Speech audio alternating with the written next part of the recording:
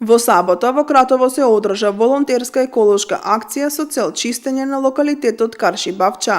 Оваа акција беше организирана со јавен повик до сите граѓани на Кратово со изразена еколошка свест да се приклучат на акцијата и да помогнат да се врати сјајот на Карши Бавча.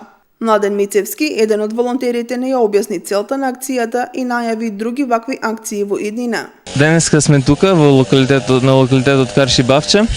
Организираме една еколошка акција, односно акција за чистење на овој локалитет.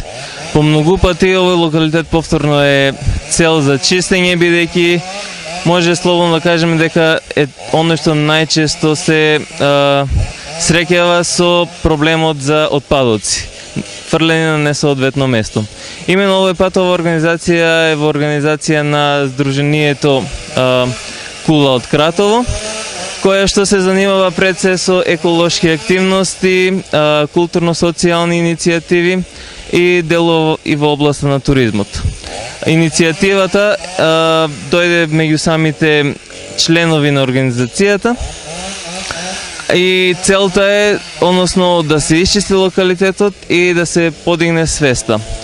Зборуваме многу пати за овој локалитет и еколошката свест во Кратово, но сметаме дека треба почесто да се делува со цел да се постигне таа цел. Сега, оваа акција е волонтерска и има за цел да присобере што е можно поголем број на граѓани од градот Кратово кои што се заинтересирани за чистење на овој локалитет и да дадат порака дека навистина треба да водиме грижа. Оваа акција нема да биде нема да биде последна, се извинувам. Туку ќе продолжи и во иднина планираме да се работуваме и со останати здруженија од градот, сите оние кои што се заинтересирани, како и со локалната самоуправа, односно општина Кратово. Се надеваме дека еве за почеток во моментот започнуваме со акцијата, имаме околу 10 волонтери, што не е за подценување во никој случај, што се надевам дека во иднина овој број ќе се зголеми и дека навистина ќе успееме барем ние од Кратово граѓаните да направиме некоја промена.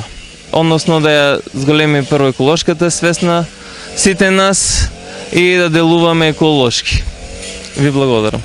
Локалитетот Карши Бавча, иако се наоѓа блиску до централното градско подрачје, често е занемарен, па неретко се случува таму да се забележат голем број на отпадоци, особено пластика.